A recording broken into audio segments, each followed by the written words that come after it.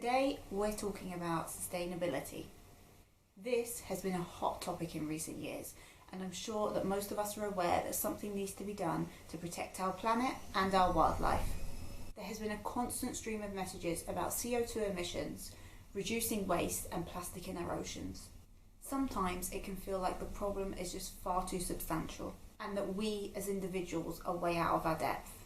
Because this is a topic that we feel passionately about at vHabit Health, we have teamed up with our friend over at M's Choice to give you 10 tips or ideas on how you can live more sustainably. We can all start by making a few small changes. So here are our tips in no particular order. Number 1. Furniture. Upcycle, sell or buy pre-loved. According to the British Heart Foundation in 2019, a third of UK adults threw away furniture that could have been recycled or reused. So, what can we do to change that? You can take things that you already have, either repair them, find a new use for them, or just simply give them a fresh lick of paint. You might be surprised at what a quick freshen up can do to the pieces that you were ready to throw away. Take my fireplace for example.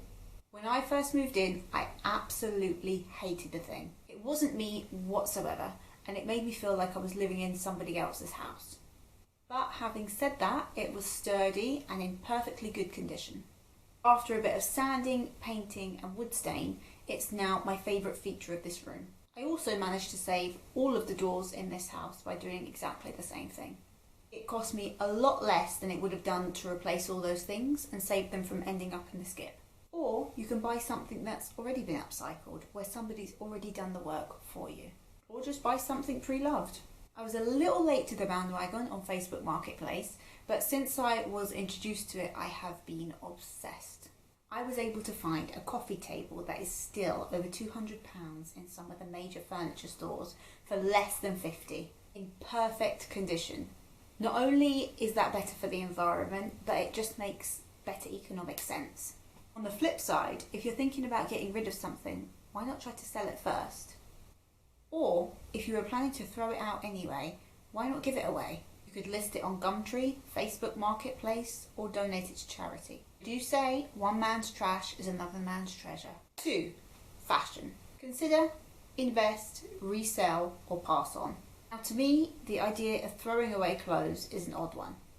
But according to the BBC, who said last year that 300,000 tonnes of clothes end up in landfill or incineration per year.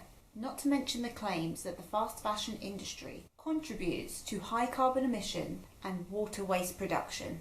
We're suggesting you look at clothes as an investment.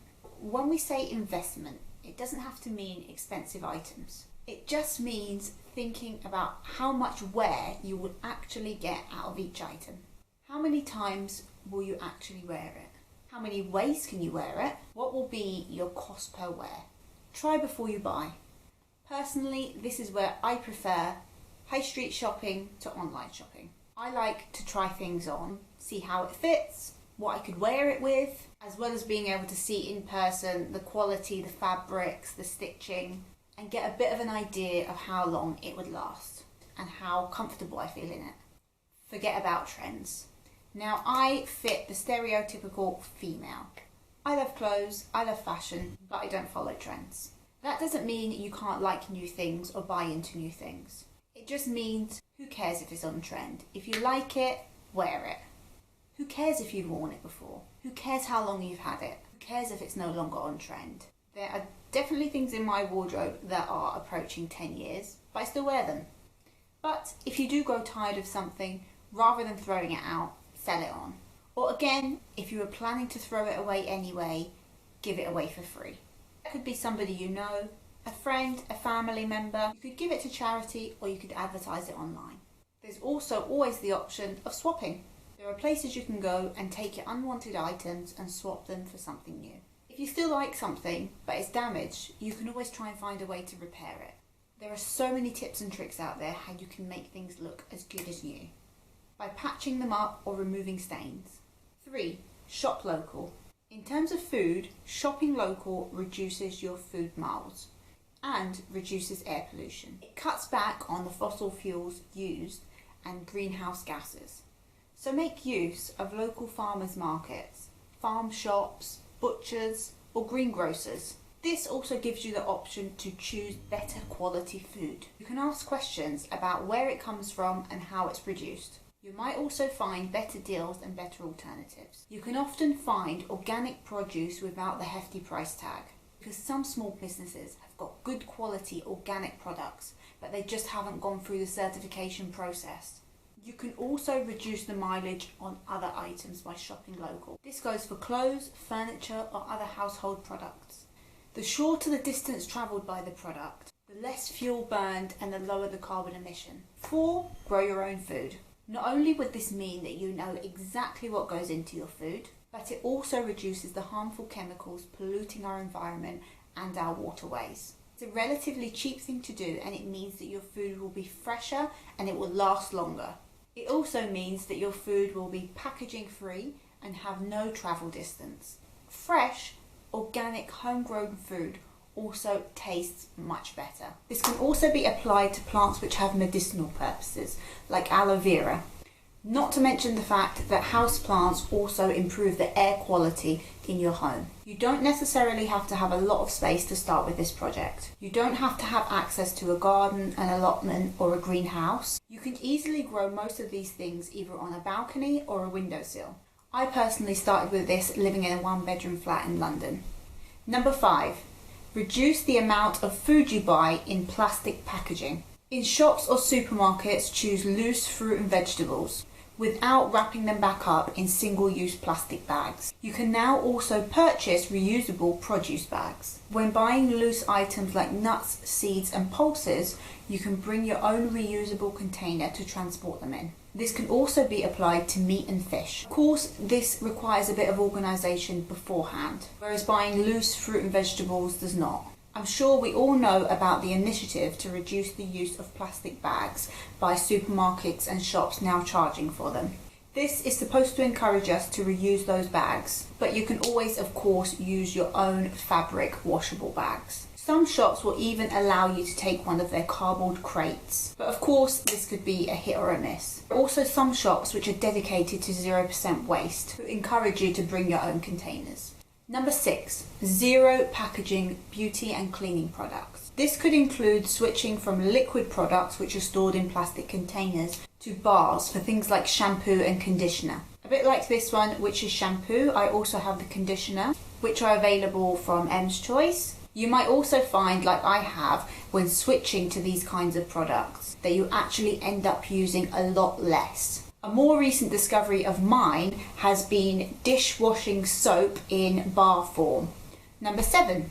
Biodegradable household products. Eco-friendly products generally have more natural ingredients. Now, when people make the switch to more natural-based products, they often find that they experience less skin irritation or allergies. I have just recently switched out my washing up sponges. You could switch to one like this, which is made from loofah plant and it expands in water.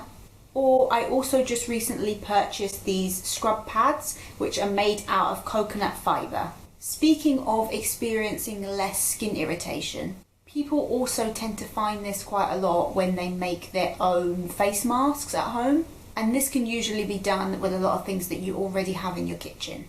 8. Reduce single-use plastic food containers in your home. In addition to the harm that plastic does to our environment, evidence suggests that these harmful chemicals can be absorbed into our bodies. Chemicals absorbed from plastic into the body have been found to alter hormones, suppress the immune system, and contribute to cancer. You might want to consider this when buying your food containers. You can instead opt for glass containers or bamboo containers. I personally opt for glass containers because they can be chilled or frozen. They are also microwave and oven safe. You can also make a swap to glass bottles over plastic bottles and reuse them, or you can also use glass mason jars. These are very handy for things like soups or smoothies. Again, these are freezer safe.